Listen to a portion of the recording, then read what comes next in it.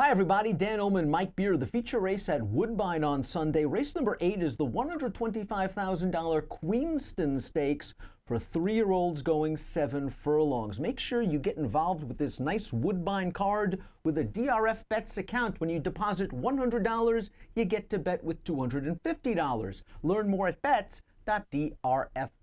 Let's meet the field in the Queenston. Again, they're going 7/8 of a mile, and all 5 of these horses are nominated to the Queen's Plate. It'll be interesting to see if any of them stretch out to the 1.25 miles later this year. You can the number 1 is Federal Law, Mike, and Federal Law last time out stretched out in the Wando. I thought he had an easy trip on the lead, but I just think those 2 horses that finished ahead of him are just a little bit better than he is.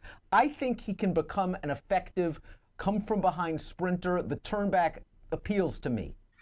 Yeah, I think that's the positive way to look at him is just maybe he'll just be better going shorter.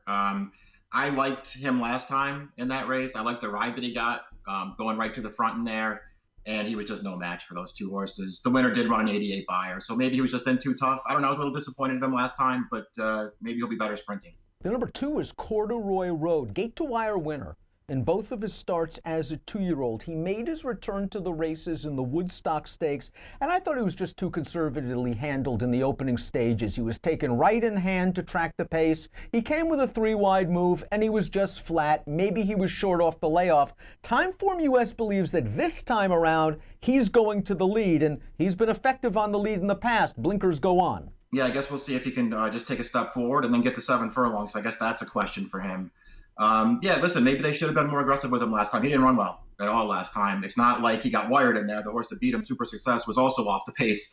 And how finished this horse, I don't know. He needs to do better than that in this field. Maybe he will. It was nice to see the number 3 Super Success successfully raked behind horses. He was a gate-to-wire winner in his final start as a 2-year-old. He did some good things in that Woodstock Stakes. Going over the charts, it was tough to make up ground all day long. Super Success did get a very nice trip tracking the pace inside, easing out in the lane. But once clear, he wore down those horses nicely, galloped out well, and shows a bullet workout. In many ways, he's the horse to beat. Yeah, and he paired up his 80 buyer at first off the layup as a 3-year-old. Those are all good things. He's got enough speed to keep close. I thought he ran fine last time. I don't love the Woodstock as a race overall, but this horse ran fine in there. I think he's a contender right back. Previous connections thought enough of My Silencer to make the debut in a stakes race, and he came right through to win the $100,000 Frost King to the tune of a $34 mutual. Tailed off form a little bit, but first time for Mark Cassie.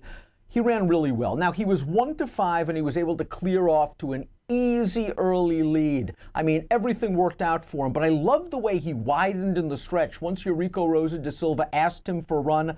I have a feeling that this horse is meant for the 7/8 of a mile distance, and I think he can be closer than where the pace projector has him. Yeah, I mean, I agree with all that stuff. When you go back and watch his first start for these connections, he was 1-5. You'll never see a horse get a softer trip than he got in there. He walked on the lead. They couldn't keep up with him, even though he was going slow, and he won easily. But I really liked his debut, too. I thought he ran really well in that race. And it just seems like for right now, anyway, he wants to go a little shorter. The 7 furlongs is perfect for him. Dundrum, the number 5, completes this field. He has traded decisions with My Silencer in his last 2 races, but this will be his first start in over 5 months. And something tells me that the connections are using this as a prep for something longer down the road. And I'm not sure in this short field he's going to get enough speed to set up his late kick. He's talented. I want to wait to see him around 2 turns again. Yeah, me too. We'll see if he gets pace to close into. That's what he's going to need in here. It was a nice win for him last time, but the race was pretty slow overall, and he got a perfect trip in there. That was a great ride that he got in that race. We'll see if he can do better off the layoff. Let's take a look at our top selections for the Queenston Stakes. We landed on the same horse despite the soft trip last time out. We both think that My Silencer, the number 4, is just really built for this 7 furlong distance, and I think he's just going to sit a good trip in here. If the 2 wants to go, I have a feeling he can sit perched out 2nd or 3rd. Yeah, I like him for all those reasons, too. I think this is his distance for right now, and even though that trip was soft last time, I thought it set him up perfectly for this one. My Silencer, our top picks. I'll go 4-3-2 in the $125,000 Queenston Stakes, the feature race at beautiful Woodbine on Sunday. Get involved with a DRF Bets account. Deposit $100, bet with $250. DRF Bets, ready, set, bet. Approximate post time for the Queenston, 5 o'clock Eastern. Good luck.